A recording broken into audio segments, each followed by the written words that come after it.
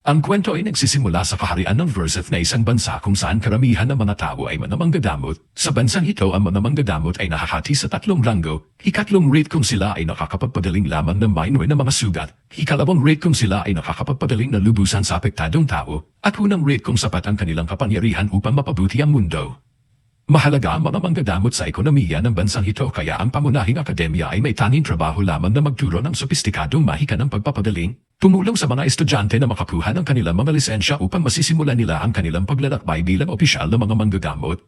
Gayunpaman sa mga sulok ng kahariang ito ay may mga nayon at mga slum kung saan hindi pa ipinakilala ang ganitong formal na edukasyon na ibig sabihin, ang mga tao roon ay walang lisensya para sa pagpractice ng pagpapagaling.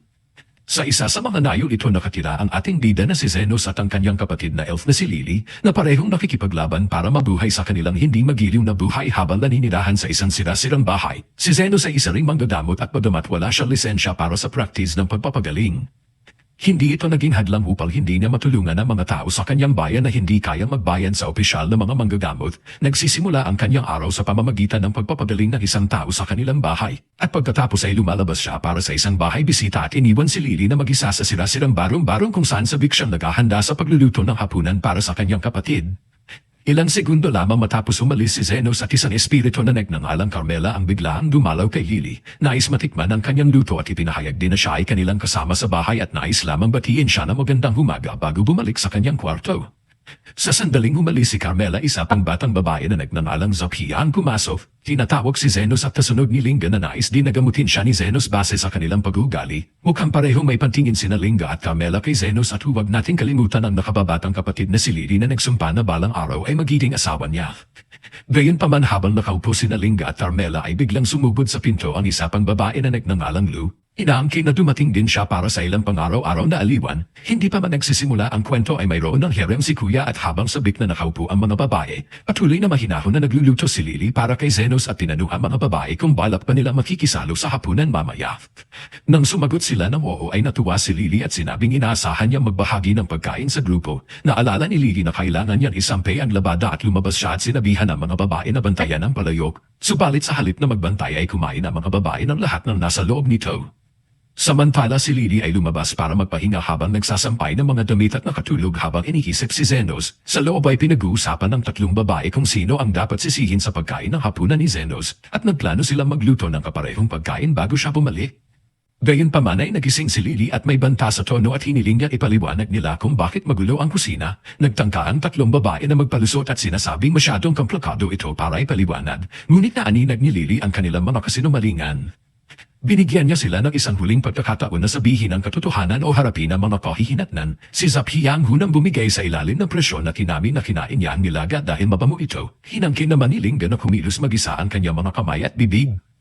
Habang si Loa na mas diretso ay walang hinalok na palusot at basta na lamang pinuri ang pagluluto ni Lily. Habang nagninit-ngit sa galit si Lily at nagtataka ang tatlong babae kung paano sila makakalabas sa sitwasyong ito. Habang nagtuturuan ang mga babae at naging tungkol naman kay Zenos ang kanilang pag-uusap at nagsimula silang mangarap tungkol sa mga bagay na ipapagawa nila sa kanya pagbalik niya. Binanggit ni Linga na magaspang ang balahibo sa kanyang buntot at nais niyang himasin ito ni Zenos dahil madalas daw niya itong gawin. Hindi naman ito pinaniwalaan ni Lua na nagtalo na hindi kailanman magpasaya si Zenos kanino man maliban sa isang six-pack na bedmama katulad niya. Habang nagtatalo ang dalawa kung sino ang mas gusto ni Zenos, si Zophia na tanging rasyonal at bahagyang baliw na beast girl ay pinatatahimik sila na sinang-ayunan ni Lily. Inihisip ni Lily na magagalit si Zenos kung makikita niyang nag-aaway sila. Ipinahayag ni Lily ang kanyang pag-asang magkasundo sila lahat dahil tunay niyang nais na magkakasama sila sa hapunan.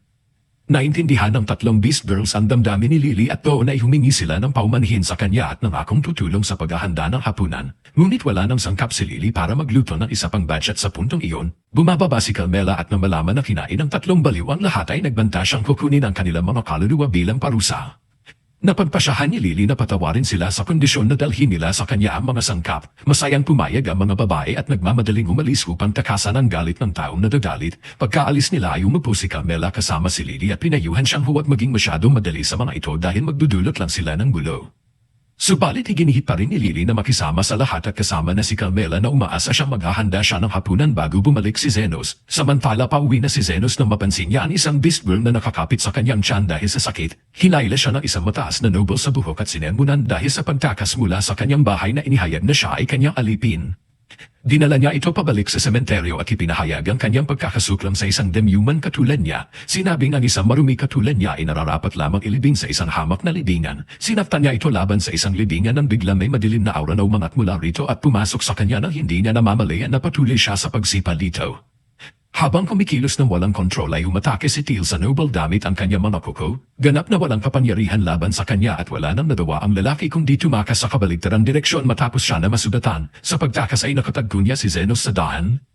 Hindi alam kung sino ito at sinabi ng Noble kay Zenos na nabaliw ang kanyang alipin at tinatake siya. Nagmamakawa siyang tulungan siya ni Zenos at hindi nagtagal ay dumating si Teal upang tapusin ang trabaho. Sa pagmamasid na mabuti ay napansin ni Zenos ang malakas na puwersa ng madilim na enerhiya mula sa katawan ni Teal at agad na ninais malaman kung ano ang ginagawa ng lalaki sa kanya. Sa pagtatanong ay hinamin ng Noble na sila ay nagtatrabaho lamang sa pagsasaka at pagkatapos nito, hinikayat niya si Zenos na dalhin siya sa ospital dahil sa kanyang mga sugat. Nag-alok pa siya na babayaran niya si Zenos kung maalis niya si Teal. Sa sandaling ito habang malapit na bumatafe si Teal ay dinala ni Zenos ang lalaki palayo. Nagsalita ang amo ni Teal at kinibubutos kay Zenos na parusahan siya ngunit hindi ito nais gawin ni Zenos. Hikinagalit ito ng mayamang lalaki na naniniwala ang kawalang aksyon ni Zenos ay maaaring humantong sa kamatayan ng isang aristokrat. Hindi niya pinansin ang buhay ni Teal at sinasabing siya ay basta isang alipin na maaaring niyang palitan anumang oras at nang marinig ito, tiniyak ni Zenos sa duwag na lalaki na pantay-pantay niyang pinahahalagahan ang bawat buhay. Hikinagalit ito ng amo na nais malaman kung sino nga ba talaga si Zenos. Sa tugon ay buong kumpiyansa inihayag ni Zenos na siya ay isang manggadamot, bago halos tamaan ng malaking bato na ibinato ni Teal at biglang pinalakas ni Zenos ang kanyang kamay at pinagpira-piraso ang malaking bato. Hikinagulat ito ng amo ni Teal hanggang sa buto. Gayunpaman ay patuloy niyang nasaksihan kung gaano kabilis subukang umatake ni Teal kay Zenos, ngunit nahulaan ni Zenos ang bawat kilos niya at itinulak siya sa pader nang hindi siya hinahawakan, dahil dito ay gumuho ang gusali mismo sa ibabaw ng amo ni Teal. Swerte pa rin siya at nakaligtas siya sa pangyayari at ilang sandali pagkatapos ay nagkamalay si Teal at sinubukan na bumangon. Nang makita ni Zenos ang masaklap niyang kalagayan ay dali-dali siyang tumulong dito, kaso napagtanto niyang sinapian siya ng demonyo. Hinayaan niyang kadatin siya nito at ginamit ang pagkakataon upang padalingin siya sa lahat ng kanyang mga sugat at sa pagsapi ng demonyo na naging dahilan upang mawalan siya ng malay at iniwan si Zenos na nagtataka kung anong uri ng pagsasaka ang ginagawa niya upang masapian ng demonyo. Hindi nagtagal ay pinagyaban niya na nagapi niya ang demonyo at habang nangyayari ang lahat ng ito, nanunood sa shock ang amo ni Teal ay lubos na kumbinsido na si Zenos na ay isang tunay na manggadamot dahil dito ay nakiusap siya kay Zenos na pagalingin ang kanyang mga sugat, ngunit binanggit ni Zenos na tapos na ang kanyang oras at hinimok siyang bumalik kinabukasan. Gayunpaman ay nagpahayag ang amo ni Teal na aalis na siya bago pa dumating ang kinabukasan at inibutos kay Zenos na pagalingin siya kaagad. Pero idinigit ni Zenos na mangyayari lamang ito kung magbabayan siya ng dagdag. Sa pagmamadali ay hinagis ng amo ang isang bag ng mga barya sa kanya na umaasan ito ay higit pa sa sapat. Ngunit sinabi ni Zenos na hindi ito sapat. Nang marinig ito ay nagalit ang amo ni Teal na lalo na't ang presyo na inalok niya ay higit pa sa sapat para sa serbisyo ng isang manggagamot. Bago pa man makapagsalita ulit ang amo ay binanggit sa kanya ni Zenos na hindi siya isang lisensyado na manggagamot kundi isang underground healer. Nang marinig ito ay nagtaka ang amo ni Teal kung mayroon nga bang manggagamot sa underground. Hindi nagtagal ay hiniling niya na isama si Teal bilang bahagi ng bayad at nang walang pag-alinlangan. Umayag siya at hiniling kay Zenos na pagalingin siya agad. Ibinigay sa kanya ang mga dokumento para sa pagmamay-ari kay Teal. Pagkatapos ay nagkamalay si Teal at nagulat na makita si Zenos sa tabi niya. Tinanong niya kung sino ito at ipinakilala ni Zenos ang kanyang sarili at sinabi rin niya kay Teal na binili niya siya at inihayag naman ni Teal ang kanyang pangalan sa kanya. Bilang unang utos niya sa kanya bilang bagong amo at inutusan niya si Teal na magsuot ng kanyang damit pagsilang. Na ikinagulat ang husto ni Teal dahil hindi niya maaaring suwian ang kanyang amo at napilitan siyang sundin ito. Matapos niyang gawin ito ay sinuri ni Zenos ang kanyang katawan at natuklasan na may problema siya sa gallstone sa kanyang katawan. Agad niya itong dinadamot at dinurog ang bato sa likabok at ang paraan ng kanyang paggawa nito ay labis na ikinamangha ni Teal, lalo na dahil nagawa niya ang mahika ng walang anumang tiyan o komplikadong pamamaraan. Bagaman patuloy na pinag-uusapan ito ni Teal at doon ay nagtataka si Zenos kung bakit labis siyang natutuwa sa isang bagay na para sa kanya ay pangkaraniwan lang. Nagpasalamat siya kay Zenos sa pagpapagaling sa kanya at nagtanong kung paano siya makabawi. Nang hindi nagaksaya ng oras at doon ay binanggit ni Zenos na mayroon siyang ipapagawa sa kanya. Sa una ay inakala ni Teal na nais ni Zenos na bumuo ng ilang bala kasama siya. Ngunit ipinakita lamang niya ang pahina ng isang libro at hiniling na tulungan siya ni Teal na hanapin kung ano ang nasa loob nito. Pagkaraan ng maikling panahon ay nakakita si Teal ng ilang dahon na kiniabot ang mga ito sa kanya at nang makita ito ni Zenos, labis siyang natuwa at pinasalamatan niya si Teal dito at tinalok siya ng kanyang kalayaan bilang kapalit. Inunit pa niya ang mga papel ng pagkalipin ni Teal at sinasabing nabayaran na niya ang pagligtas sa kanya. Bagamat masaya si Till sa pagiging malayang babae at wala siyang ideya kung ano ang gagawin niya ngayon, gayunpaman ay determinado siyang alamin ito at umaasa siyang magkakaroon siya ng pagkakataon na ipaalam ito kay Zenos tapat nalaman na niya. Nang marinig ito ay walang problema si Zenos dito at hiniling din niya na bumisita si Till sa kanya kung siya ay masaktan para magamot niya ng libre. Kinagabihan ay bumalik si Zenos sa kanyang bahay at sinalubong siya ng mga babae na tila masaya-masaya sa kanyang pagdating. Ilan sa kanila ay kakabili lamang ng ilang prutas at isda. Napansin pa ng isa sa kanila na tila nakakilala siya ng bagong babae subalit hindi ito pinansin ni Zenos at bago maganda ng hapunan, nagalok ang isa sa mga babae na gumawa ng itim na tsaa para sa kanilang lahat at mukhang masaya si Zenos tungkol dito. Naalala ni Zenos ang panahon noong siya ay kasapi ng kilalang Golden Phoenix na naging isa sa pinakamalakas na adventure party sa buong kaharian. Isang araw ay sinabi ng pinuno ng party na si Estan kay Zenos na ayaw na nila ng isang mahirap na nakatira sa slums sa kanilang grupo. Binigyan siya ni Estan ng isang gintong barya bilang bayad sa pagpapalis sa kanya. Binanggit pa ni Anna wala namang silbi si Zenos at mas mabuti raw na wala siya sa grupo at naguguluhan si Zenos dahil malakas siya manggagamot at matagal na siyang tumutulong sa party mula na mabuo ito. Pero pinagtawanan lang siya ni Estan at ipinaliwanag na isa lang siyang mahirap na nag-aral ng sarili at wala namang opisyal na lisensya bilang healer, kaya wala siyang kwenta na tinitigan ni Zenos si Estan at sinabi na akala niya ay magkaibigan sila. Pero tinawanan lang siya ng mga kasama ni Estan at nilalait siya at binabanggit na isa lang siyang meat shield para sa kanila at wala nang iba pa. Sabi ni Anna na yung sila na ang pinakamalakas na party sa kaharian ay para na silang mga sikat na tao at hindi raw magandang tignan na may mahirap na kasamang tulad niya sa grupo ng mga aristokratang maharlika. Idinagdag pa ni Anna sapat na raw ang gintong barya para makalis siya kahit saan at huwag na raw siyang magsalita tungkol sa pagiging bahagi niya ng party nila. Napantanto ni Zenos na binibigyan siya ng pera para manahimik, kaya tumayo siya at umalis na silid habang iniisip kung ano na ang gagawin niya sa buhay niya ngayon at habang pag-alagala siya, bigla niya narinig ang ingay ng isang taong nahihirapan at agad niya itong pinuntahan para alamin. Nakita niya ang isang lalaki at isang babae na pilit pinapakalma ang isang elf na alipin para maibenta ito sa isang panit na maharlika. Lumaban ang alipin na elf at nagtangkang tumakas kaya pinapunish siya ng lalaki sa binti at nilapitan siya ng lalaki at hinawakan sa kwenyo. Pero matapang ang elf at kinagat ang kamay ng lalaki na lalo tuloy itong nagalit. Kumuha ito ng isang patalim at sinaksak ang elf sa tiyan at nainis ang babae at tinawag si Zenos na tanga dahil sinira raw nito ang paninda nila. Pinanood lang ni Zenos ang pagtatalo nila habang nakahandusay sa isang lawa ng dugo ang alipin na elf, nagpasya siyang mabilis na makialam. Inalok niya sila ng gintong barya kapalit ng alipin na elf at agad itong tinanggap ng babae dahil akala nila ay mamamatay na rin ang elf. Mabilis na nawala ang dalawa sa dilim habang si Zenos ay nagsimulang suriin ang sugat ng babae. Akala ng slave girl na patay na siya pero dahil si Zenos ay isang kahanga-hangang manggagamot, mabilis niyang pinagaling ang elf hanggang sa bumalik ito sa kumpletong kalusugan. Gulat na gulat ang slave girl dahil hindi man lang niya naramdaman ang paghilom ng sugat niya at nagpasalamat siya kay Zenos sa kanyang tulong. Nagpakilala siya bilang Lily at agad na nag-alala tungkol sa gintong barya na ginastos ni Zenos para bilhin siya. Napansin ito ni Zenos at sinabi niya kay Lily na huwag na siya mag-alala dahil wala naman iyon sa kanya. Ang totoo ay hindi rin niya gustong manatili ang barya na galing pa sa isang katulad ni Estan. Tinanong ni Lily kung sikat na manggagamot ba si Zenos pero sagot niya ay isa lamang siyang walang pangalan na ni hindi pa nga lisensyado bilang healer. Tinanong niya si Lily kung saan ito nakatira pero sumagot si Lily na siya ay gutom at walang tirahan. Nagpasya si Zenos na kupupon siya at dinala ito sa isang maliit na tavern at bumili siya ng mas maayos na damit at mainit na pagkain para kay Lily. Habang gutom na kumakain si Lily at tinanong niya si Zenos kung hindi ba siya kakain, sumagot siya na hindi siya gutom pero ang totoo wala na siyang pera para bumili ng pagkain. Habang iniisip niya kung paano makakahanap ng trabaho ay pumasok sa tavern ng isang lalaki na mukhang isang lizard man at humingi ng tubig. Umupo ito sa isang upuan at habang tumutulo ang dugo mula sa kanyang braso na may butas na parang tama ng bala. Nilapitan siya ni Zenos at sinuri ang kanyang sugat sabay sabing wala itong dapat ipag-alala dahil desdes lang iyon. Akala ng lizard man na kung sino si Zenos pero bago pa siya makapansalita at tinaas na ni Zenos ang kanyang mga kamay at nagsimula ng healing spell na agad na nagpagaling sa sugat ng lizard man. Nagulat ang lizard boy pero natuwa rin siya kaya agad niyang inabutan si Zenos ng kaunting pera bago umalis sa tavern. Medyo naguluhan si Zenos dahil iyon ang unang beses na binayaran siya para sa pagpapagaling ng isang tao. Sabi ni Lily na normal lang naman iyon dahil karaniwan ang naniningil ng bayad ang mga healer. Napagpasyahan ni Zenos na simula ngayon ay mamumuhay siya sa ganitong paraan at magbubukas ng sarili niyang klinik. Ang problema lang dahil galing siya sa slums ay halos imposible para sa kanya na kumuha ng legal na lisensya. Ibig sabihin ay kailangan niya maging isang underground healer na illegal ang operasyon.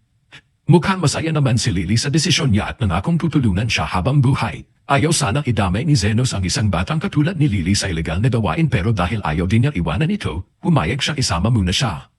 Dinala niya si Lily sa isang abandonadong bahagi ng bayan kung saan karamihan sa mga bahay ay sira-sira at walang ibang tao sa paligid. Tinanong ni Lily kung bakit sila nasa ganong lugar at sagot ni Zenos na kailangan nilang lumayo sa sentro ng bayan para hindi sila mahalata. Sinabi niya na naghahanap siya ng matinong bahay na maaari nilang tawaging tahanan. Sa wakas ay nakakita sila ng bahay na hindi naman din noon kasama ang kalagayan at sinimula ni Zenos ang pag-iinspeksyon sa buong bahay. Kahit medyo wasak na ito ay masaya na siya dahil sa wakas ay magkakaroon na siya ng bubong sa kanyang ulo na isang bagay na hindi niya naranasan noong nasa dati pa siyang party. Ginamit naman ni Lily ang kanyang light magic para maliwanagan ang paligid habang sinusuri ni Zenos ang bawat sulok. Habang nag-iinspeksyon sila ay bigla silang nakasalubong ng isang wraith na walang iba kundi si Carmela mismo. Agad na nagtago si Lily sa likod ni Zenos sa kinihisip na ito na ang kanilang katapusan dahil ang mga wraith ay kilala bilang pinakamalalakas na undead monsters na may tinatawag na touch of death. Numiti si Carmela na makakita ng mga sariwang biktima na kusang pumasok sa kanyang palasyo at agad siyang nagpasya na umatake. Pero kalmado lang si Zenos at nagcast ng healing magic na agad na nagpa-disappear sa mga braso ni Carmela. Nagulat si Carmela na may isang tao na lumalaban sa kanya, habang si Lily naman ay nakatingin kay Zenos na may pagtataka. Tinatanong kung paano niya nagagawang lumaban sa isang wraith. Naguguluhan si Zenos at sinabing hindi naman niya nakikita malaking bagay iyon dahil nakalaban na raw siya ng daan-daang wraith noon. Lumalabas na sa tuwing gusto ni Anna malibang ay pinapadala niya si Zenos sa pinakamalalalim na dungeon kung saan pinilit siya lumaban sa mga wraith. Doon niya natutunan na mahina pala ang mga wraith sa kanyang healing magic. Balik sa kasalukuyan ay humingi ng paumanhin si Zenos kay Carmela pero binanggit niyang gusto lang naman niya manatili doon at sisikapin niyang hindi siya istorbohin. Huling umatake si Carmela pero madali siyang naitaboy ni Zenos. Nainis si Carmela dahil siya ang reyna ng mga wraith at wala pang tao na naglakas loob na harapin siya.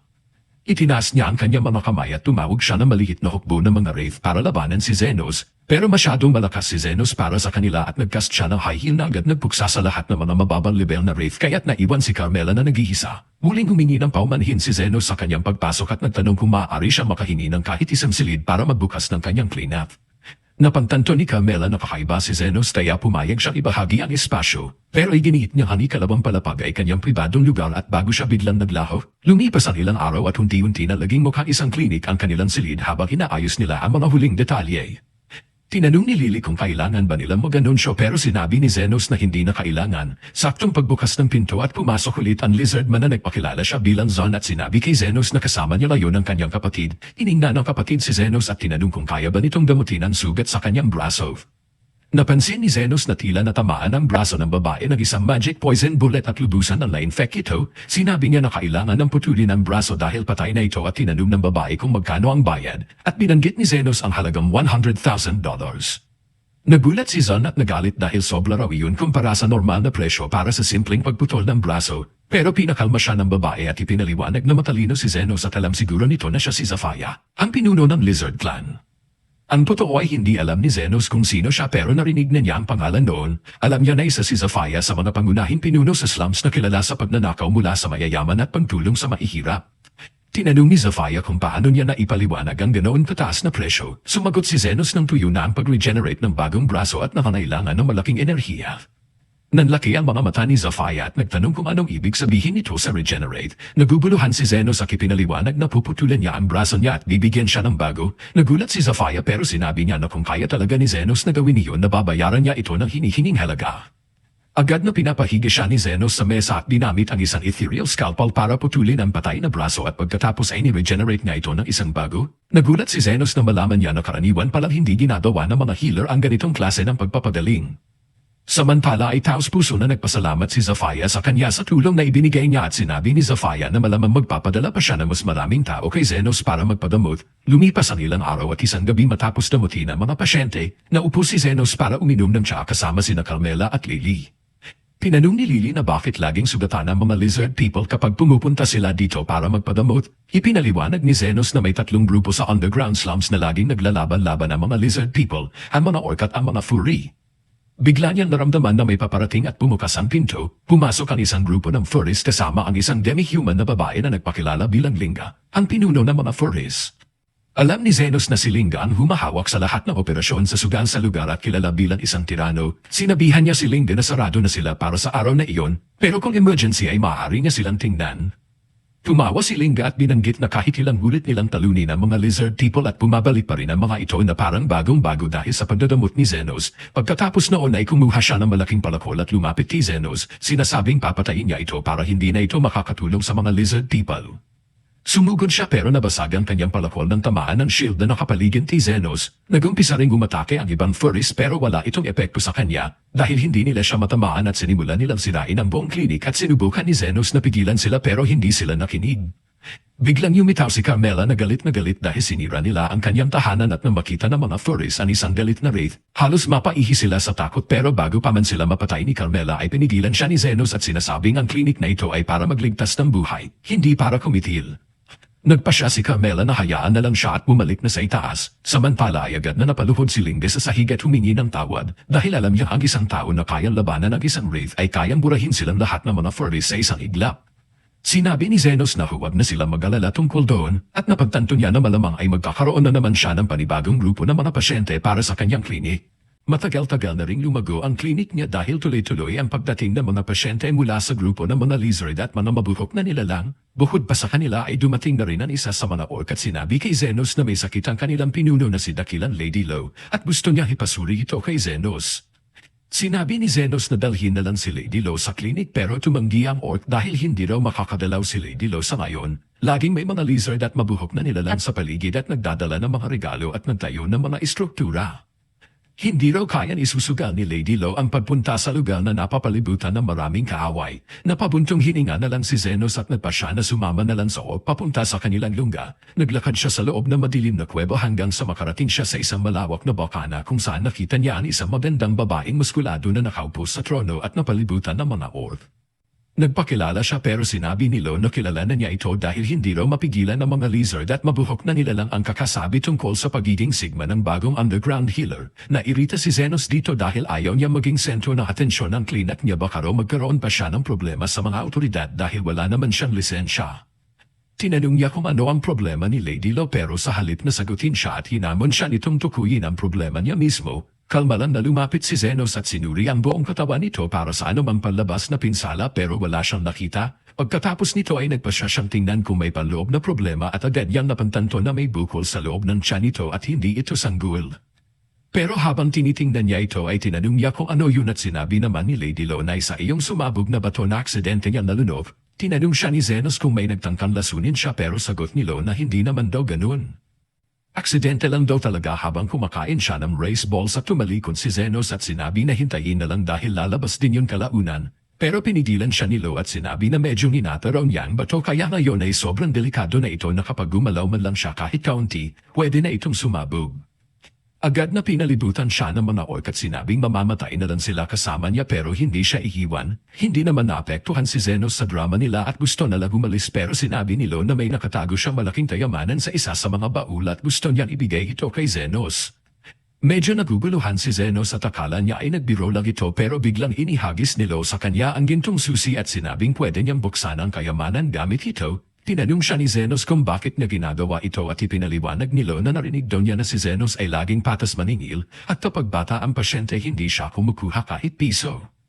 Gustong-gusto raw niyang ganong ugali ni Zenos at gusto niyang ipagpatuloy nito ang kabutihan ginagawa. Napabuntong hininga si Zenos at sa wakas ay nagdesisyong harapin ang problema. Lumapit siya kay Lo at kinilabas ang mahiwagang panestis at binuksan ang tiyan nito. Nagulat ang mga orc at agad siyang nilusob pero bago pa man sila makalapit ay agad na inalis ni Zenos ang mana stone at pinagaling muli ang tiyan ni Lo. Gulat na gulat si Lo dahil hindi pa niya nasaksihan ang ganitong bagay pero agad siyang nagbabala kay Zenos na itapon agad ang bato bago sumabog.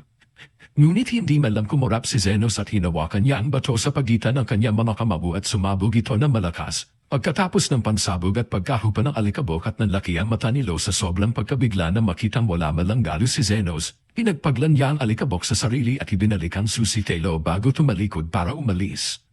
Pinigilan siya ni Lo at tinanong kung bakit niya pa siya pinagaling kung pwede naman niya hangkinan ang lahat ng kayamanan para sa sarili niya. Pero sabi ni Zenos ay naniningil siya ng patas at masyado ng sobra ang gusto nitong ibigay para lang sa isang simpleng operasyon.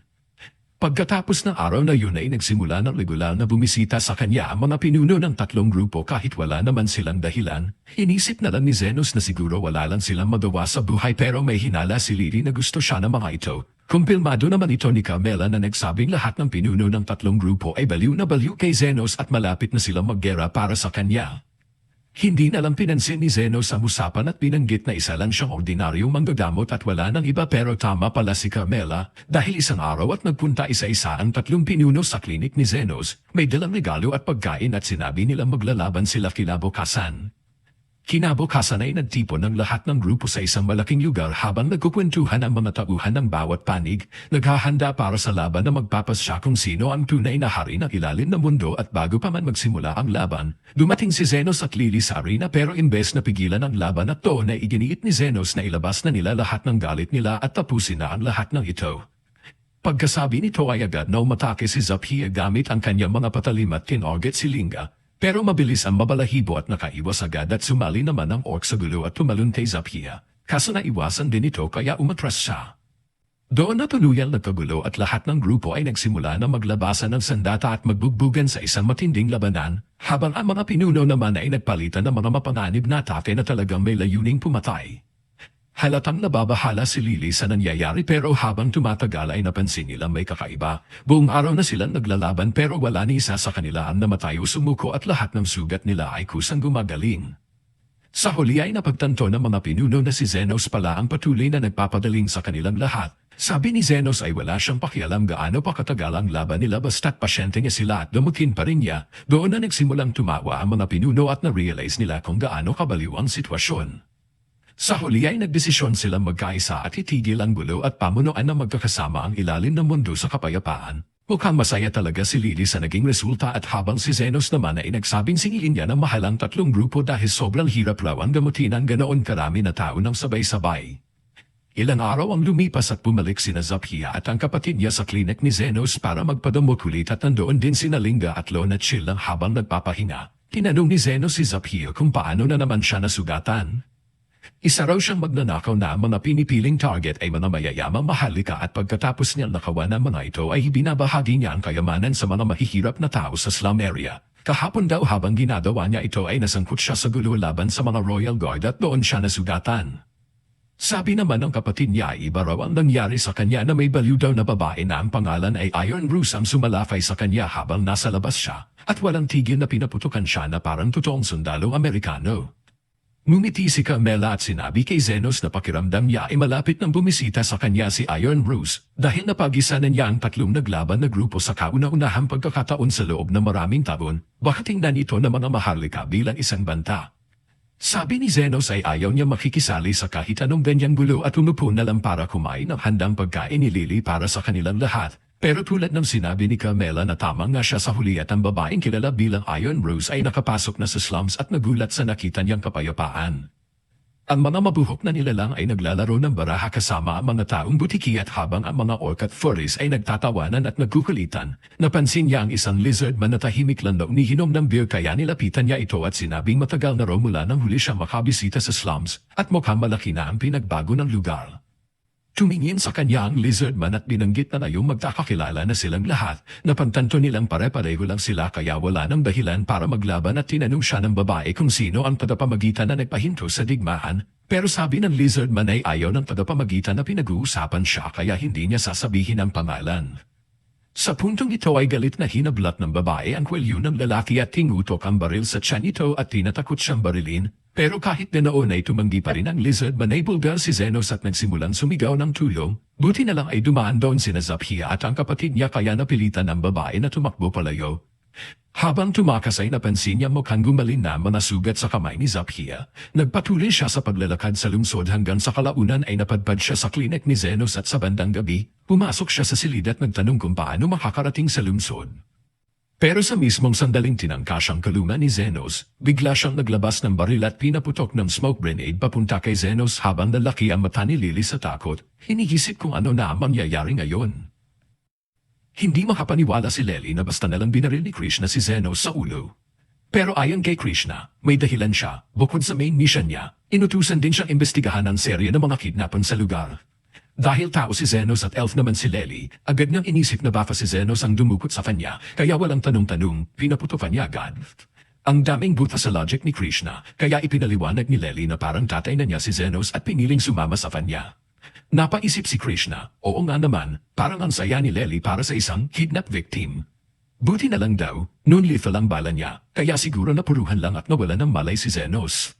Pero sa gulat niya, okay lang pala si Zenos, parang walang nangyari. Humingi siya ng sorry sa biglaang pag-atake at tinanong kung paano siya napaligtas. Sabi ni Zenos, gumamit lang siya ng simpleng defense magic para mablock ang bala. Pero duda si Krishna kasi sa pagkakaalam niya, wala pang ordinaryong magic na kayang harangin ang bala niya. Para naman kay Zenos, normal lang ang magic niya, wala siyang idea kung anong sinasabi ni Krishna. Pero bilang Vice Commander ng Royal Knights, marami na siyang nakita at ang defense magic ni Zenos halos kasing lapas na ng sa mga Grand Sorcerer. Nang mabanggit ni Krishna na isa siyang Vice Commander, biglang kinabahan si Zenos at Lely. Mukhang may plano si Krishna na mafafa-apekto sa kanila. At ayun na nga, may hihingin pala siyang tulong kay Zenos. Para makaiwas sa gulo, pumayag si Zenos na makipag-usap. Pero habang kausap si Krishna, nagpadala na siya ng babala sa lahat ng clients niya. Huwag mo nang magpakita habang andyan si Krishna. Naupo silang tatlo at sinabi ni Krishna na may secret mission siya ngayon na kailangan niya ng tulong ni Zenos. Ayaw sana ni Zenos makisangkot pero mapilit si Krishna tungkulin daw ng bawat mamamayan ang sumunod sa utos ng Knights. Dahil takot si Zenos na bafabarilin na naman siya, napilitan siyang umuo. Ang mission daw ni Krishna, hanapin at hulihin ang isang lalaki, hindi niya alam ang pangalan o itsura. Pero siya raw ang mediator na tumapos sa digmaan ng mga factions. Nang marinig ito, nabilaukan si Zenos sa iniinom niya. Pero chill lang siya at nagtanong kung bakit hinahabol ang taong yun. Ayon kay Krishna, hindi pwedeng baliwalain ng Knights ang isang taong may kapangyarihang magpatigil ng giyera. Sinubukan pa raw niyang tanungin ang mga taga-slums gamit ang puwersa, pero walang gustong magsalita. Para sa kanya, ibig sabihin lang nun ay masama ang mediator at dapat mapigilan. Sinubukan nga i-explain ni Zenos na baka gusto lang ng mediator na umiwas sa spotlight, kaya mas mabuting wag na siyang pakialaman. Tinanong siya ni Krishna kung kilala ba niya ang mediator, pero sagot ni Zenos, hula lang daw ang lahat ng sinabi niya. Kahit ganun, hindi raw niya pwedeng isang tabi ang utos ng commander niya, ang ganitong klaseng tao ay potential threat. Bigla namang sumingit si Lely, sabi niya, wala namang dapat ikabahala si Krishna, kasi mukhang ang gusto lang ng mediator ay kumita na maayos. Pero dahil sa tono ni Lely, parang kilala niya personally ang mediator. Kaya dali-daling bawi ni Lely na hindi niya raw ito kilala. Medyo napahalata si Krishna, pero binitawan na lang muna ang issue. Medyo gumagabi na, kaya sinubukan ni Zenos na paalisin si Krishna. Pero habang palabas siya, napansin ni Krishna ang kama sa isang sulok. Nagtaka siya kung bakit may kama sa lugar na to. Ayaw sabihin ni Zenos na doon natutulog si Lely dahil may weight sa taas, kaya ang palusot niya, extra bed lang yan. Narinig to ni Krishna at agad nagtanong kung pwede siyang makitira muna. Wala pa raw siyang mahanap na base sa slums, kaya kung okay lang kay Zenos, dito na siya pansamantala. Willing naman daw siyang magbayad. Ayaw sana ni Zenos, pero baka magduda si Krishna kung tumanggi siya, kaya pumayag na lang. Tuwing may ganyang eksena, aliw na aliw si Carmela, lalo na't may bagong babaeng karibal, si Lely. Naghain ng tsaa si Lely kay Krishna, pero ayaw pala nito ng mainit, kaya hinihipa niya muna. Naiirita si Lely, obvious na ayaw niya na may kasalo sa atensyon ni Zenos. Para ipakita kung sino ang main girl, umapo siya sa kandangga ni Zenos at nagpahimas ng bulo. Medyo naguguluhan si Zenos kung bakit biglang ganito si Lely, pero si Carmela, na invisible lang sa tabi, bumulong sa kanya, selos daw si Lely. Medyo nagulat si Zenos, pero gets na niya. Habang si Lely ay todo sweet kay Zenos para ipakita kay Krishna kung sino ang asawa, deadma lang si Krishna, busy pa rin sa paghipa ng tsaa. Sa huli, napatulog si Lely, kaya maingat siyang tinakpan ni Zenos ng kumot at bumalik sa sala para ipagpatuloy ang usapan nila ni Krishna. Doon niya na ikinwento ang buong nangyari kung paano niya niligtas si Lely mula sa mga slave traders. Napalalim ang usapan at mukhang may kinalaman pa ito sa malawak na trafficking ring sa area. Wala nga lang siyang sapat na info tungkol sa grupo, pero isa lang ang malinaw kay Krishna, si Zenos ay hindi basta-basta. Sa galing ng defense magic niya, sigurado siyang isang master mage ang kaharap niya ngayon. Tinanong ni Krishna kung posible bang ma-regenerate ang buong braso kung magfo-focus ang isang tao sa healing magic. Sisigot pa lang sana si Zenos na sobrang hirap gawin yun, pero inunahan siya ni Krishna. Ayon sa kanya, imposibleng magawa yun maliban na lang kung saint level o top tier healer ka. Nagtataka si Zenos kung bakit niya bigla itong binanggit. Paliwanag ni Krishna na fa-encuentro daw niya si Zofia kamakailan at nasugatan niya ng matindi, pero kahapon parang walang nangyari. Ang hinala niya, may isang malapas na healer sa slums na kayang mag-regenerate ng buong braso. Kung totoo na to, siguradong may malaking impluensya ang taon yun sa mga pinuno ng factions. Kinabukasan, plano ni Krishna na ipagpatuloy ang investigasyon. Pero si Zenos, hindi maintindihan kung bakit agad niyang tinatawag na masama ang healer. Tinanong niya si Krishna kung may personal ba siyang galit sa lugar na to. Umamin si Krishna, bias daw talaga siya. Noon kasing panahon, ang nanay niya ay tumutulong sa mga taga-slums. Naghahanda ito ng libreng pagkain para sa mga walang makain. Isang araw, hindi na ito nakabalik. Ayon sa mga saksi, pinatay siya para sa singsing niya. Mula noon, pinanggapo ni Krishna sa sarili na magiging isang knight at magdadala ng hustisya sa mga kriminal sa slums. Pag-alis ni Krishna para mag-imbestiga, bumalik naman si Zenos sa pagpapagaling ng mga pasyente. Dumating si Zofia na may maliit na sugat at pinatingin kay Zenos.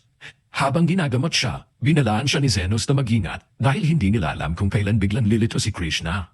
At hindi nga sila nagkamali, biglang dumating si Krishna, nawawala raw siya at nagtatanong ng direksyon. Nang makita niya si Zofia, agad niyang nilabas ang baril. Hindi rin nagpahuli si Zofia at hinugot ang kutsilyo niya. Tinanong ni Krishna kung may masamang healer ba talagang nagre-recruit ng kriminal sa lugar. Sabi ni Zofia, totoo ngang may healer, pero hindi ito masama.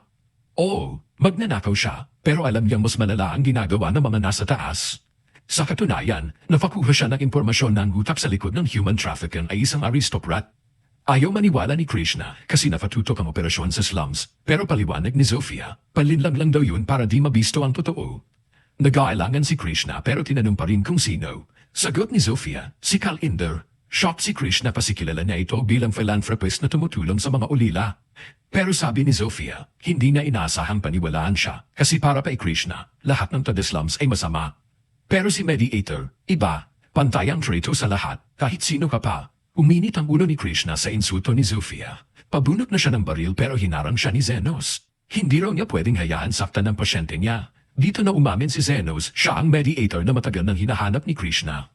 Ayaw maniwala ni Krishna. Hindi raw pwedeng siya ang healer dahil expert na siya sa defensive magic. Pero ayon kay Zenos, hindi naman niya kailangan maging master. Ang teknik niya ay simpleng pagpapalapas lang ng natural na function ng katawan. Kahit hindi maintindihan ni Krishna, nagpasya siyang umalis ng walang gulo, out of respect na rin sa pagtanggap ni Zenos sa kanya kahapon. Habang papalayo si Krishna, napansin ni Lely na papunta siya sa distrito ng mga aristocrats. Napagtanto ni Zenos na baka sineseryoso niya ang sinabi ni Zofia tungkol kay Kalinder. Pumunta nga si Krishna sa mansion nito, kunwari raw ay tungkol sa mga recent na pagnanakaw ang patay niya. Nagkunwari siyang gusto niyang inspeksyonin ang seguridad ng bahay para taasan ng patrol sa area. Pumayag si Kalinder at inikat siya sa buong lugar. Lahat ay mukhang normal pero napansin ni Krishna na sobrang bantay ang likod ng mansion. Bago umalis, nagpaalam siyang gagamit lang ng banyo pero ang totoo, sinilip niya ang likod bakod. Sa gulat niya, may secret passage. Bumaba siya sa tunnel at doon niya nadiskubre ang madilim na katotohanan. Totoo ang lahat, si Kalinder na ang mastermind ng trafficking ring. Pero bago siya makadalaw, lumitaw si Kalinder sa likod niya gamit ang mga baril ni Krishna na naiwan sa taas. Binaril siya at natanggal ang isang braso niya. Sa sobrang yabang, sinabi ni Kalinder na madali raw pala tanggalin sa landas ang isang knight. Bago pa siya tapusin, dumating sina Zofia at Zenos, sinundan nila si Krishna dahil kabado si Zenos na baka mapahamak siya. Tinangka ni Kalinder na patayin si Zenos gamit ang baril na na-lethal mode, pero laking gulat niya nang hindi man lang nasugatan si Zenos. Oo, masakit daw ang tama, pero buhay pa rin siya. Nataranta si Kalinder at nagtatakbong iniwan ang baril. Pinulot ito ni Zenos. Nagmamapaawa si Kalinder, buti na lang may no-kill rule si Zenos. Pero walang rule tungkol sa pananakit, kaya sinit niyang baril sa non-lethal at binaril si Kalinder sa ulo. Pagkatapos, agad niyang tinulungan si Krishna. Akala ni Krishna, katapusan na niya, wala na siyang braso at butas pang tiyan. Pero kalmado lang si Zenos, kaya daw niya yun, pero mahalang singil. Ilang minuto lang, balik normal si Krishna. Na-amaze siya, totoo nga, si Zenos ang Mediator. Ngayon, wala na siyang balak arestuhin si Zenos. Para sa kanya, bayani ito. Pero si Zenos, hindi ganon ang tingin sa sarili. Ginawa lang niya ang trabaho niya bilang healer. Para sa kanya, si Krishna ang tunay na hero. Siya ang unang kumilos para sa mga batang yun. Tinulungan ni na Zofia at ng Lizard Men iligtas sa mga bata sa dungeon. Pero parating na ang Royal Knights at ayaw na ni Zenos makipag-usap sa kanila. Kaya mabilis silang umalis. Habang palis, humabaw si Krishna. Tinanong niya kung bakit siya iniligtas ni Zenos kahit magkaaway sila. Simple lang ang sagot ni Zenos, gusto lang niyang masigurado mababayaran siya. Wala pa raw bayad si Krishna sa klinik at sa healing, kaya inaasahan niya ang full payment. Bago matapos ang linggo. Ilang araw ang lumipas na mimili ng mga groceries si Zenos kasama si Lily at habang dumadaan sila sa ilang pamilyang na kalye, bumalik sa kanyang isipan ang mga alaala ng kanyang kabataan na dati siyang ulilang bata na nakatira sa squatter. Hanggang isang araw ay may adventurer na nagnangalang Stan na dumating doon para kumuha ng bata makakatulong sa kanya. Hindi man lang nito inaalam kung ano ang kayang gawin ni Zenos dahil ang gusto lang niya ay may utos-utusan at tretuhin bilang alipin. Sinabi ni Zenos kay Estan na marunong siyang gumamit ng healing magic. Pero tinawanan lang siya nito dahil imposibleng makapag-aral ng ganoong klase ng mahika ang isang batang pulubi. Gayunpaman ay tinanggap pa rin siya ni Estan sa kanyang grupo at nagsimula silang magsama-sama sa mga pakikipagsapalaran. Kapag lumalaban si Estan sa mga halimaw ay nananatili lang si Zenos sa likod at mabilis niyang pinapagaling ang mga sugat ni Estan, kaya pakiramdam nito ay wala siyang talo. Inakala ni Estan na sarili niyang galing ang dahilan at wala namang silbi si Zenos kaya tinanggal niya ito sa grupo. Sa kasalukuyan ay pinamumunuan ni Estan ang kanyang grupong Golden Phoenix papunta sa pugat ng mga halimaw dahil may makapangyarihang maharlika na humiling sa kanila na kumuha ng balahibo ng halimaw. Relax lang ang lahat at ang ilan pa ay may hangover pa dahil parang celebrity ang pagtrato sa kanila kahit saan sila magpunta. Pagkapasok nila sa kuweba ay agad nilang nakita ang mga Flame Fox na kinutusan ni Estan ng isa sa mga miyembro na gumamit ng defensive spell sa kanya bago siya sumugod ng walang ingat sa mga halimaw. Hinagat ng halimaw ang kanyang kamay at nagdulot ito ng matinding paso kaya't bigla siyang natatarante dahil hindi siya sanay sa sakit. Habang inaatake rin ng mga Fox ang ibang miyembro at naramdaman ni Estan na puro walang kwenta ang kanyang kasama, numingon siya sa tao na inatasan sa defensive magic. Pero hindi ito makapag-focus na maayos sa mana dahil sa hangover kaya kinutusan ni Estan ang lahat na umatras. Pagkalabas nila ng kuweba at nagsimulang magsisihan ang grupo sa kabiguan nila, may isa na nagsabing baka si Zenos ang palihim na nagpapagaling sa kanila noon kaya parang madali ang mga laban. Tumanggi si Estan na maniwala dahil wala naman siyang napansin noon pero nagdesisyon pa rin siyang kumuha ng bagong healer na may tamang kwalifikasyon. Pagkalipas na ilang linggo ay bumalik ulit si Estan at ang kanyang grupo sa kuweba. Ngayon kasama na nila ang isang healer na ang pangalan ay Human at sa kasamang palad. Handa na ang mga halimaw sa pagbabalik nila kaya agad silang inatake ng mga ito. Hinaral ni Estan ang mga atake ng halimaw pero tinamaan ng fireball ang wizard ng kanilang grupo. Tumatagos ito sa defensive magic at nasunog lang katawan ng wizard at agad siyang nilapitan ni Human para gamutin pero napansin niyang kailangan ng dalhin sa ospital ang sugatang kasamahan. Samantala ay nahihirapan si Estan na tamaan ng mga halimaw at mabilis siyang napapagod, kaya't nagtataka siya kung bakit tinoon at sinabi ni Human na kailangan na nila umatras dahil mamamatay ang wizard kung magsasayang pa sila ng oras. Ayaw man ni Estan na napilitan siyang ibigay ang hutos na umatras. Pagkalabas nila ng kuweba ay sinisi agad ni Estan ang lalaki na inatasan sa defensive magic dahil hindi raw nito nagawa na maayos ang trabaho niya. Pero sinabi ni Human na hindi iyon kasalanan ng lalaki at doon niya ibinaling ang galit ni Human. Inutusan itong damutin agad ang wizard para makabalik na sila sa laban. Pero tinanong siya ni Human kung seryoso ba siya at sinabi niya na tanging ang mga santo at ilang pinakamahuhusay na healer lang ang kayang damutin agad ang ganoong klaseng pinsala. Dahil doon ay napaisip si Estan kung si Zenos na ba talaga ang palaging palihim na nagpapagaling sa kanila mula sa malalalang sugat noon pa man. Di nagtagal ay bumalik siya sa lungsod kung saan sinalubong siya ng butler ng Maharlika. Sinabi nito na nabigo siya sa kanyang misyon at hindi na siya dapat magpakita pa sa lungsod. Natarante si Estan at nakiusap ng isa pang pagkakataon at isinisi niya ang pagkabigo kay Zenos. Binigyan naman siya ng butler ng isa pang pagkakataon kaya't napagdesisyonan niya hanapin at kunin muli si Zenos para magamit ang kakayahan nito at makilala siyang muli. Maya-maya ay pumunta sina Estan at ang kasamahan niyan si Guy sa Squatel para hanapin si Zenos at nagpasya silang humingi ng tulong mula sa 3 tribo ng mga demi-human. Una nilang pinuntahan ang tribo ng mga lizardman at sinabi ni Estan kay Zaphia na hinahanap niya ang isang healer na si Zenos na dumating doon 2 buwan na ang nakalipas. Napatawa ng malakas si Zaphia na marinig iyon at sinabing mukhang totoo ng sapat na kabobo si Estan para tanggalin ang isang gaya ni Zenos na ganoon kagaling. Nainsalto ang pulang buhok at muntik ng bunutin ang espada. Pero matras agad nang mapansin niyang napapaligiran siya ng mga mandirigmang butiki. Sinabihan siya ni Zaphia na umuwi na lang dahil wala silang oras ni Zenos para sa mga hangal na gaya niya. Naghinit ang ulo ni Estan sa sinabi niya pero nang sipatin siya ng malamig na tingin ni Zaphia, napagtanto niya ang laki ng agwat ng kanilang lakas kaya umatras na lang siya. Sunod nilang pinuntahan ang tribo ng mga beastman at doon ay pinagtawanan din siya ni Linga dahil siya raw ang tanga na nagtanggal kay Zenos. Binanggit nitong ayaw niya makipag-ugnayan sa isang tulad niya. Bago pa man nakapolma si Estan para manakot doon ay tinatakot siya ni Linga gamit ang bilis nito. Pumunta naman sila sa hideout ng mga orc pero ganoon din ang tugon ni Lev na puro pangungutya. Ngayon ay mas naging maingat na si Estan at umalis na lang hindi nagpapakita ng tayabangan. Pagkalabas nila ay nagwala si Estan dahil hindi siya makapaniwalang may ganong impluensya si Zenos sa Squatel. Bigla na lang napansin ni Guy si Zenos na naglalakad kasama si Lily, kaya dali-dali silang lumapit para harapin siya. Nagpakita ng kayabangan si Estan at sinabi kay Zenos na tsambalan na nabuhay siya mag-isa sa loob ng 2 buwan. Pero sagot ni Zenos ay wala siyang oras makipag-usap at nagpatuloy lang siya sa paglalakad. Nainis si Estan at sumigaw na kaya siya pumunta roon ay para anyayahan si Zenos na bumalik sa kanilang grupo.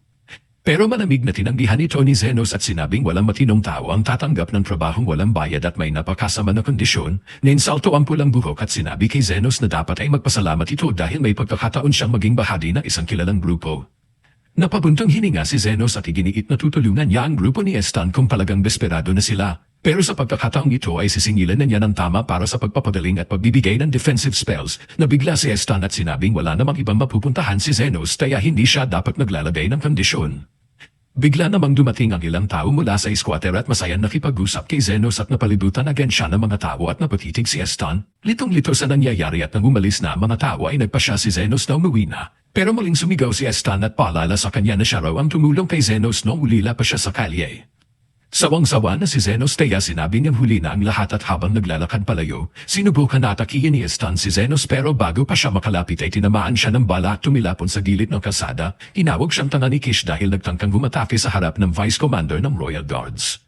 Nagulat si Zenos nang makita si Kish doon at tinanong kung bakit siya nasa palte ng squatter. Sagot ni Kish ay hinahanap niya raw si Zenos pero naligaw siya at mabuti na lang at nagkita rin sila sa huli. Habang nag-uusap sila at lalo pang nalito si Estan dahil nalaman niya may koneksyon si Zenos hindi lang sa mga pinuno ng squatter kundi pati na rin sa Royal Guard.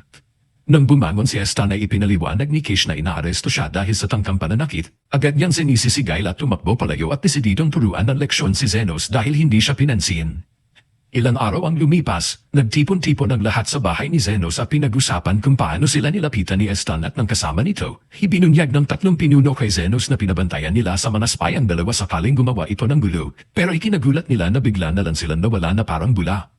Nakahinga ng maluwag si Lily at iniisip na baka sumuko na sila sa paghabol kay Zenos, pero biglang lumitaw si Carmela sa likuran niya at sinabing posibleng pumunta ang dalawa sa underground deal, isang lihim na samahan na tumatanggap ng kahit anong iligal na kahilingan basta may tamang bayad. Natakot si Lily na marinig ito pero sinabi ni Zenos na sobrang mahal maningil ang underground deal. Dinagdag naman ni Carmela na kung talagang desperado si Estan na makuha siya muli, ibig sabihin ay dumaraan ito sa matinding problema at dipot sa pera. Sa wakas ay nakahinga ng maluwag si Lily na marinig ito pero biglang sinabi ni Zaphia na may isang kakaibang mersenaryo na kilalang tumatanggap ng kahit anong trabaho, kahit walang bayad basta't natutupad ang ilang kondisyon. Kinagabihan ay napansin ni Lily na gising pa si Zenos kaya naghanda siya ng tsaa para sa kanya at hinahaplos ang kanyang ulo para mapakalma siya. Nakaramdam ng antok si Lily at agad siyang nakatulog at nang matiyak ni Zenos na maayos ang tulog ni Lily at naitakip na ang kumot. Lumabas siya at nakita si Carmela na naghihintay sa labas. Hinimok siya ni Carmela na magsalita ng malaya tungkol sa kanyang grupo. Binanggit ni Zenos na sana sinuntok na lang niya si Estan sa mukha noong nagkita sila at nagtanong naman si Carmela kung paano siya naging mahusay sa healing magic. Sagot ni Zenos ay sinubukan niyang buhayin ang isang patay na tao noong bata pa siya pero grabe siyang pinarusahan ng kanyang guro dahil doon. Nagulat si Carmela sa narinig dahil ang reanimation ay isang bawal na uri ng mahika at nagsimula siyang magkwento na 300 taon na nakalilipas. Noong buhay pa siya ay may mga artificial na nilalang na ginagamit sa digmaan. Ikinwento niya ang tungkol sa mga nakakatakot na golem na ginamit ng hukbong demonyo sa kanilang labanan-laban sa mga tao. Matapos ang kwento ay nagpasya si Zenos na matulog na, ngunit bigla na lang lumilindol at agad lumipad si Carmela sa himpapawid para tingnan kung ano ang nangyayari sa squatter. Sa itaas ay nakita niya may ilang bahagi ng squatter na nasusunog at isang dambuhalang golem ang nagwawala roon. Natarante siya at inisip na baka siya ang nakasumpa sa lugar dahil nabanggit niya ang tungkol sa mga golem.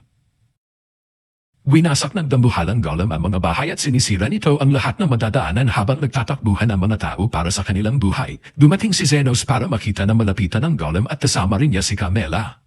Sabi ni Carmela na nakakahinala na may sinaunang sandata na ganito sa lansangan ng isang barong-barong. Hinihisip nila kung paano ito nakarating doon at bigla namang dumating ang 3 pinuno ng gang at natuwa si Zenos na makita silang ligtas. Sabi ng mga babae na hindi sila nasaktan pero malubha ang tinamo ng kanilang mga tauhan dahil sa pag-atake ng halimaw. Nagtanong sila kay Zenos tungkol sa dambuhalan nila lang dahil hindi pa raw sila nakakita ng ganoon. Ipinaliwanag ni Zenos na ito ay isang artificial na nilalang na nilikha gamit ang teknolohiyang may kinalaman sa mahika na dati nang inakalang naglaho na.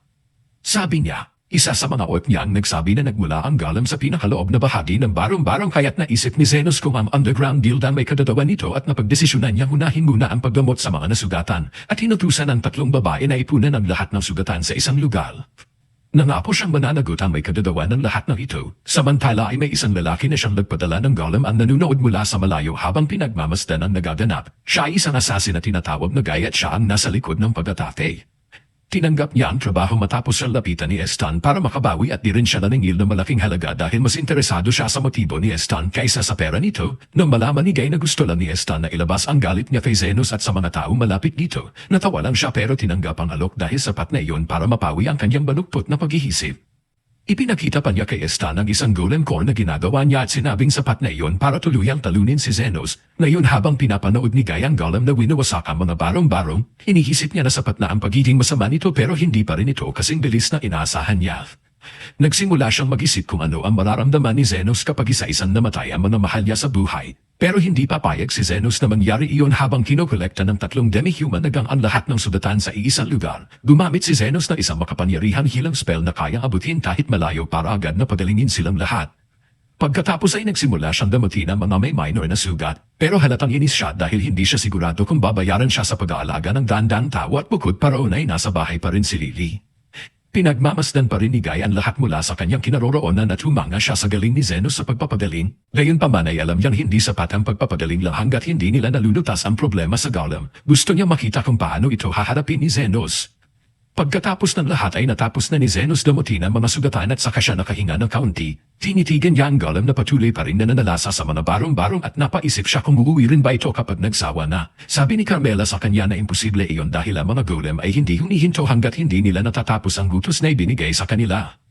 Naniniwala siyang ang gutos ng golem na ito ay sirain ang mga barong-barong o isang bagay na katulad nun. Napa-facepall si Zenos sa narinig pero sinabi ni Carmela na imposibleng makadawa ng golem sa panahon na yon. Ang mga magic stone na may mataas na antas ng kadalisayan na kailangan para sa paggawa ng golem core ay matatagpuan lang sa pinakatimog na kontinente na dating teritoryo ng mga demon lord at karamihan sa mga ito ay dapat nahubos na. Bukod pa raw ng itim na sining ng mahika ay nawala na sa paglipas ng panahon at ang mga materyales na kailangan para sa paggawa ng golem ay sobrang bihira na ring matagpuan, kaya't nagtataka siya kung sino ang may access sa lahat ng ganitong klaseng yaman. Sabi ni Zenos sa kanya na wala ng saysay na pag-isipan pa ito dahil ang mas mahalaga ay sirain muna ang golem. Binalaan siya ni Carmela na delikado ito pero nagboluntaryo ang mga babae na sumama sa kanya dahil hindi nila pwedeng hayaan na basta nalang sirain ng halimaw ang kanilang tahanan. Tinanong ni Zenos si Carmela kung paano sisirain ang isang golem at sinabi nito na kailangan sirain ang core nito, kung hindi ay magpapatuloy ito sa pag-repair ng sarili. Gayunman ay ayaw ni Zenos na sirain ang core dahil balak pa niyang ibenta iyon. Pinamunahan niya ang mga babae papunta sa golem at sinabi sa kanila na gamitin ang lahat ng lakas nila sa pag-atake. Sumugod agad ang mga babae at pinalakas sila ni Zenos gamit ang mga buff magic. Naramdaman ng mga babae na mas lumakas at bumilis sila at isang malakas na suntok pa lang ay napabagsak na nila ang golem matapos mabasag ang isa nitong binti, pero agad din inayos ng golem ang sarili nito at tinamaan si Linga na dahilan para tumilapon siya. Buti na lang naroon si Zenos at agad siyang pinutektahan at ginagamot sa mismong oras ng tama. Parang hindi man lang siya nasaktan pero hindi ganoon kadali para kay Zenos dahil matagal na rin siyang hindi nakikipaglaban ng Upwell. Habang tumatagal ang laban ay unti-unti siyang gumabalik sa dating galing at sinisikap niya manatili sa malapit sa mga babae para epektibo ang mahika niya at patuloy siyang nagpapalit ng defensive at healing spells depende sa sitwasyon. Samantala ay tuloy sa pag-atake ang mga babae sa golem at napansin ni Zenos na may delay bago ito muling mag-repair. Kaya iniutos niya wasakin ang 2 binti ng golem at nagawa naman iyon ng mga babae kaya bumagsak ito. Pero huli na mapansin nila na may isang batang babae sa lugar na hindi agad na ilikas at ang golem ay babagsak ng diretsyo sa kanya. Natataranta si Zenos dahil hindi niya maaninag na malinaw ang bata para mag-cast ng depensa kaya't nagmadali siyang tumakbo para protektahan ito. Hindi siya umabot bago bumagsak ang golem. Pero sa gulat niya ay ang mismong golem ang gumalaw para protektahan ang bata. Nagtaka si Zenos sa nangyari pero nagsimula siyang iskan ng golem habang tumatakbo palayo ang bata. Pagkatapos niya matapos ang pag-scan at dumating si Carmela at sabi niya na kakaiba ang ikinikilos ng golem.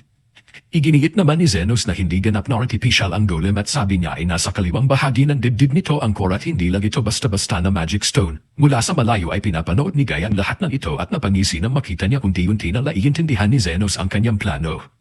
Ang totoo ang mga magic stone na meron siya ay hindi perpekto at ang pinakamabisang paraan para makadawa ng golem core gamit ang mga iyon ay ang pagsanib nito sa isang tao, pero ang mga golem na ganito ang pagdawa ay mahirap kontrolin. Sa tingin ni Guy ay hindi magiging ganoon tahirap kontrolin si Ann dahil isa siyang tanga na puno ng negatibong emosyon. Pinaniwala niya ang pulang buhok na lalaki na kailangan niya ang magic stone para sa kanyang paghihiganti at sa kanya ito pinagsanib sa bato upang maging core ng golem.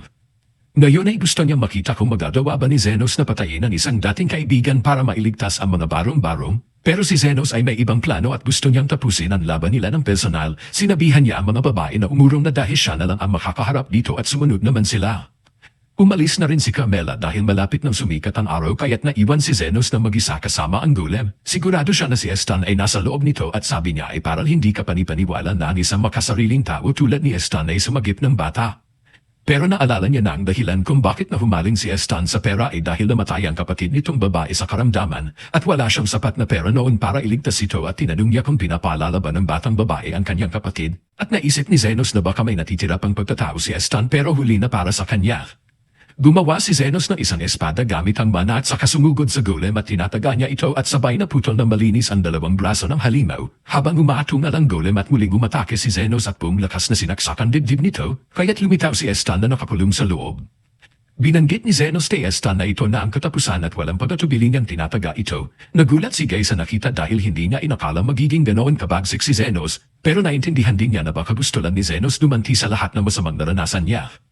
Balak na sana umalis ni Guy dahil nadismaya siya pero may nakita siyang kakaiba at hindi lang pala tinataga ni Zenos si Estan, kundi ginadamot rin niya ito kasabay ng pagsira at pinupunit niya ang mga bahagi ng katawan ni Estan na nagsanib sa Magic Stone at agad niya itong pinapalitan ng normal na katawan ng tao gamit ang mahika. Sobrang nakakapagod iyon pero patuloy pa rin si Zenos. Napamangha si Guy sa nakita at hindi niya matanggap na may tao pala may ganoong kalakas at linaw ng isip kahit pagkatapos magpadaling ng dahan-dahang tao buong gabi. Hindi niya maisip kung paano posible ito at nagsimulang pag-isipan muli ang kanyang mga plano. Samantala ay sinabi ni Zenos kay Estan na kung tutusin ay mas mabuti na para sa mundo kung mamatay na siya roon. Pero hindi na ito hahayaang mangyari dahil may dapat managot sa lahat ng pinsalang ginawa sa mga barong-barong at sa kanyang bayad para sa magdamag na pagpapagaling. Kaya't bubuhayin niya si Estan para masingil siya at ang kasabwat nito. Isa pa si Estan ay may dalawang malaking utang na loob sa kanya at una, noong inalis siya nito sa lansangan at pangalawa, noong binigyan siya ng gintong barya bilang pampinansyal na pamamaalam na ginamit niya para palayain si Lily. Ang desisyon na iyon ang tuluyang nagbago sa buhay niya at dagdag pa ni Zenos. Ang pinakahuli at pinakamahalagang dahilan kung bakit niya ginawa ang lahat ay dahil isa siyang manggagamot at hindi siya papayag na may mamatay habang siya ang naroon.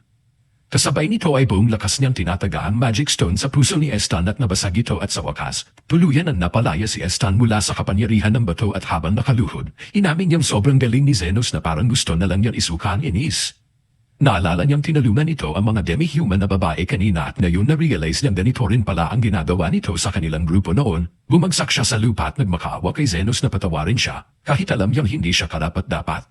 Sabi ni Zenos sa kanya na tumayo na pero sagot ni Estan ay hindi siya tatayo hanggat hindi siya pinapatawad. Sagot naman ni Zenos ay bilisan na niya dahil kailangan pa niya siyang suntukin sa mukha. Napatulala si Estan pero ginamit ni Zenos ang natitirang lakas ng mana niya para palakasin ang suntok niya ng 10 beses. Habang umatras si Estan ay ngumiti si Zenos na may halong kilabot at ipinaliwanag na isa rin sa mga dahilan kung bakit hindi niya ito pinatay kanina ay dahil hindi pa niya ito nasuntok at doon ay buong lakas niyang sinuntok si Estan sa mukha kaya tumilapon ito. Ilang minuto pa ang lumipas bago natabuhan si Estan at pagdilat niya ay nandoon na si Krish sa tabi niya. Tinanong niya kung nasaan si Zenos at sagot ni Krish ay nakasalubong niya ito kanina at ikinwento na nito ang buong pangyayari. Sabi niya na milago na walang nasaktan sa insidenteng ito at habang buhay na may utang na loob si Estan kay Zenos. Pagkatapos ay inaresto siya ni Krish para sa napakaraming kasalanan at tinagdagan pa iyon ng public indecency. Doon lang napagtanto ni Estan na wala pala siyang saplot at ibinigay sa kanya ni Krish ang mensahe ni Zenos na kinuha na niya ang espada ni Estan para maibenta at mabayaran ang mga pinsala. Doon na-realize ni Estan na wala na talaga siyang natira at kahit na-meet pero iniwanan siya ni Zenos ng isang pamamaalam, isang gintong barya tulad ng dati niyang severance pay ay sabi ni Krish, ayaw na siyang makita pa ni Zenos kailanman at doon na paiyak si Estan na parang bata. Samantala ay pauwi na si Zenos at hirap na maglakad, pero nasalubong niya mga demi-human na babae na agad siyang inaalalayan kahit pa sinasabi niyang ayos lang siya. Pagdating nila sa bahay ay agad siyang sinalubong ni Lily at nagabot ng isang tasa ng tsaa para sa kanya bilang welcome pabalik dahil sigurado siyang ligtas itong makakauwi.